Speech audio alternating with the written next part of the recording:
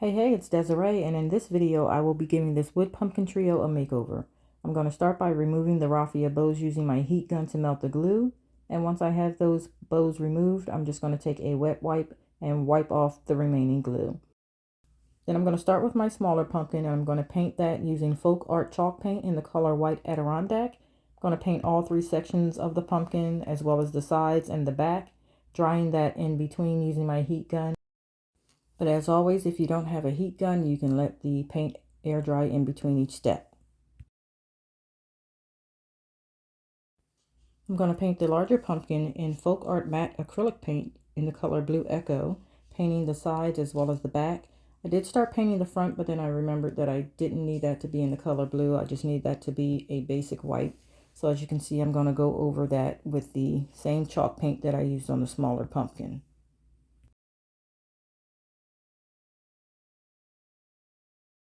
And I'm going to paint all three sections of this pumpkin in the white chalk paint as well.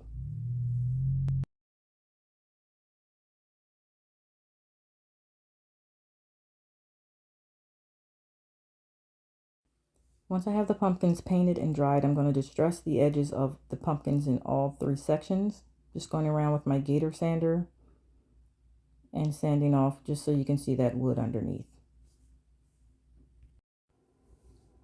In the next step, I'm going to add my napkin to the pumpkin, and I got this beautiful napkin from Etsy. I'm just going to remove the extra plies. I use a piece of tape to make it easier, and then I'm going to cut it down to size. And again, Etsy, if you don't want to buy a full pack of napkins, there are sellers who sell the napkins individually or in sets of 3. Just apply the Mod Podge to the center section of the pumpkin. I'm going to dry that, and then I'm going to position my napkin on the pumpkin, getting the design in the area that I want to use. And I'm going to use my mini iron to iron that onto the pumpkin. Once that's done, I am going to just check and make sure that it's not lifting on any of the sides, and I'm going to trim off the excess napkin.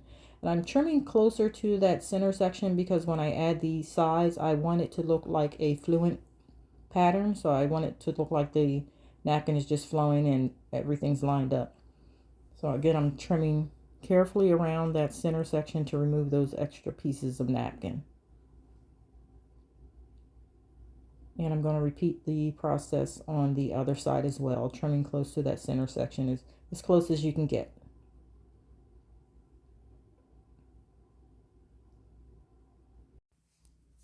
I'm going to repeat the process with the 2 outer sections, again applying that Mod Podge, covering the full surface on both sides.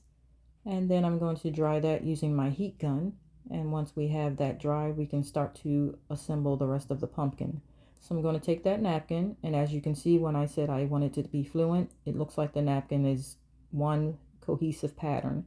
So I'm going to apply that outside section, iron it on, and then trim off the excess napkin.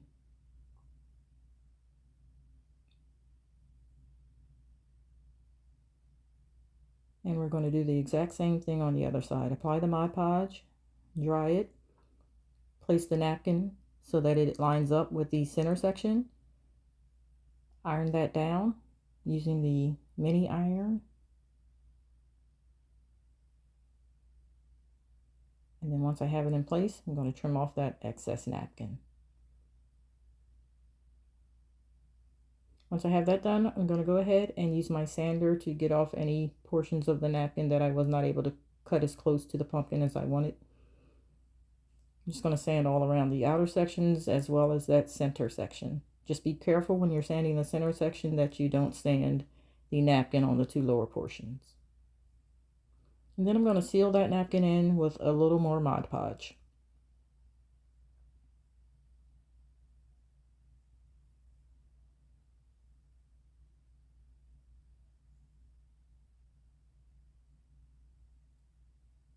Dry that and it's all sealed, and then we can move on to the next pumpkin, doing the same exact thing, applying the Mod Podge to the surface.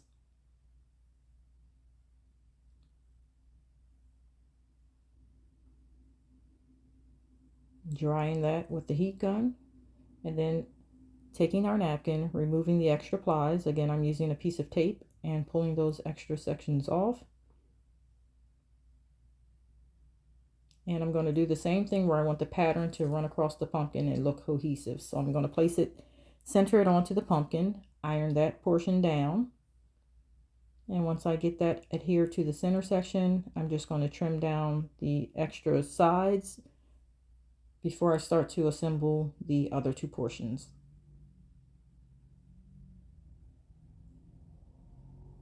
Once I have it cut down to size, I'm going to again trim as close as possible to that center portion to remove the excess napkin.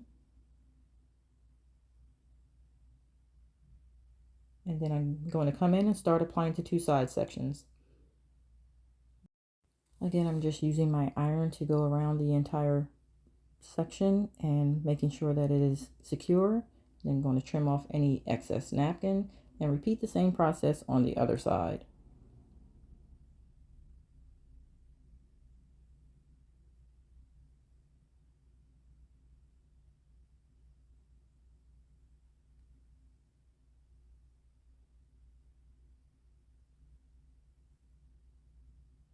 And once you have it trimmed down, you're just going to take your sander and sand off any excess napkin that you were not able to remove with the scissors.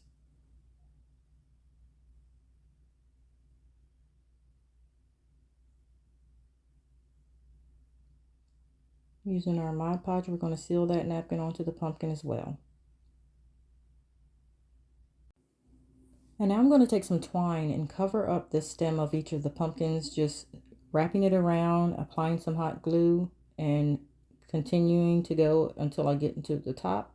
I did actually apply hot glue all the way around because I wanted a tight fit, but for the purpose of time, I did cut that out and it just looks like I'm twisting it, but in between each step, each row, I did apply hot glue on all four sides. I'm just going to wrap the stem all the way to the top until we have that completely covered.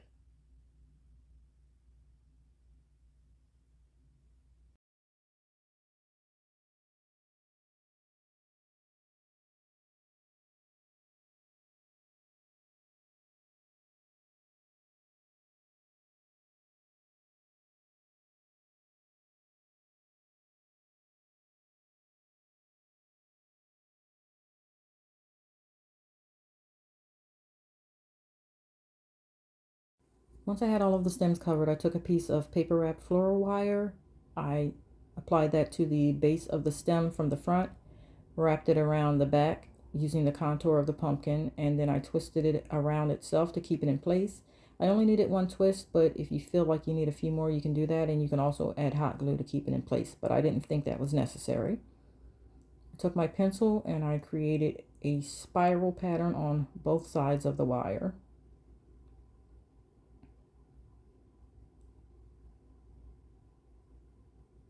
Then I just took it and shaped it, and I trimmed off any excess wire that may have been sticking out from that paper wrapping.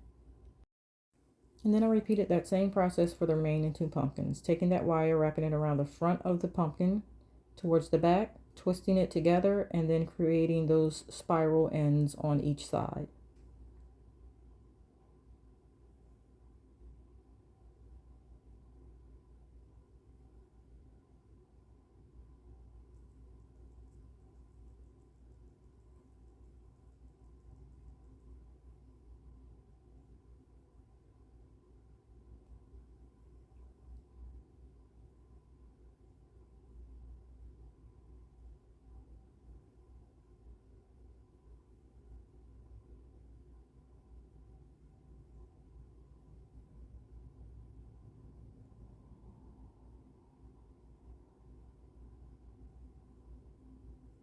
And finally, I just took a piece of ribbon, created a basic bow, and I attached that to the front of each pumpkin, right at the base of the stem using some hot glue. Trim off any excess, and there you have it. Thanks for watching.